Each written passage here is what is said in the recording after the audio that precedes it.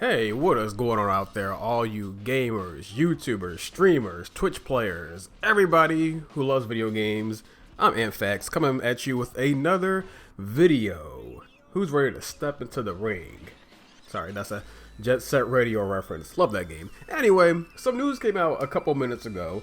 Apparently, E3 is back. That's right, the Electronic Gaming Expo. No, Electronics Entertainment Expo. Sorry about that. That's what the E and 3 mean. Apparently, E3 is back. As you remember last year, we didn't get an E3. Even before COVID hit, E3, I believe, was getting some rumblings of it being canceled. But for some odd reason, this year it's back. And a lot of people were saying that COVID was the reason why it got canceled last year. I don't think it was COVID. Maybe they got some news that COVID was about to strike, and that's why they decided to, to shut it down last year. But last year, I remember it getting shut down before the pandemic even really took effect of America. Like, really, started to get everybody sick and everything like that. So apparently, E3 is back this year for 2021, and apparently, according to VideoGameChronicles.com, and I'll read this without trying to screw it up. The Electronic Entertainment Expo, E3, has historically been at the center of the games industry calendar, with companies often saving their biggest announcements for an annual Los Angeles event. However, due to coronavirus pandemic, plans for a physical E3 in 2020 were canceled. When a proposed 2020 virtual show also failed to materialize, the ESA promised a reimagined E3 that would take place in 2021. According to E3 2021 pitch documents sent to game publishers and seen by VGC, the ESA has now outlined its proposals for this year's events, which would see 3 days of live stream coverage held during the previously announced dates of June 15th to the 17th. The ESA's intention is to hold multiple 2-hour keynote sessions from game partners, an award show, June 14th preview night, and other smaller streams from game publishers, influencers, and media partners.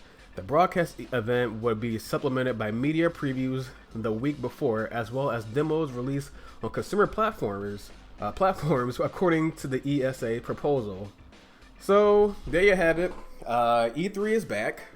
It says a little bit more here. The ESA also says it will allow partner companies to remotely stream playable game demos to the media across thousands of scheduled meetings with one-to-one assistance from developers. Many companies have used similar on-demand streaming solutions during the pandemic to allow the media to remotely play their games for previous purposes. However, the E3 2021 plans still require the approval of ESA's membership, which is made up of the industry's biggest game companies and who have significant influence over the direction of the show.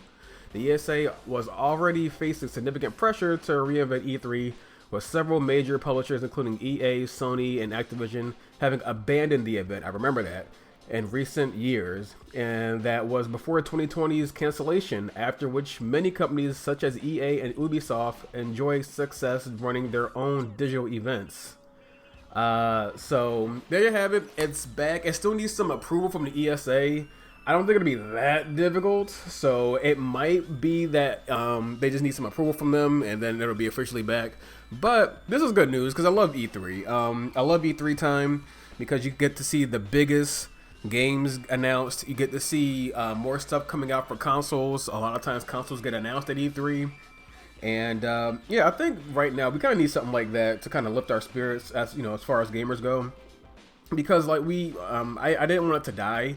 And I was kind of thinking that we would never get an E3 back even after the virus lifted, because so many companies pulled out of it. Like they mentioned, Activision and Sony and Ubisoft, they pulled out of the show. So I was really skeptical if we would ever get one again. But apparently, according to VideoGameChronicles.com, it's happening. They just need some more approval from the ESA. Hopefully, it'll get done. I don't think it'll be that big a deal, but for them getting their approval. But I do think they will be able to get it, and we will be seeing E3 again. And I'm happy because I've been a long fan of E3 ever since it debuted it back in 1995, I believe it was.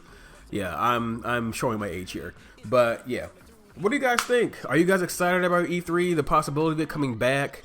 What games would you like to see previewed there? Myself, I would like to see Metroid Prime 4. I would like to see some footage of that game, because we haven't heard a peep out of it since 20 2018, 2017, one of the two. But what do you guys think? Are you guys excited about E3 coming back, the possibilities? Or do you think it should have just stayed dead? Leave all your thoughts and your opinions, and I will read them. And yeah, if you like me covering game news and stuff like that, let me know, and I'll try to see if I can cover some more stuff. Anyway, this has been AntFacts, formerly Momo Gamma, and I will see you guys next time in the next video. Take care, keep gaming, and all that jazz.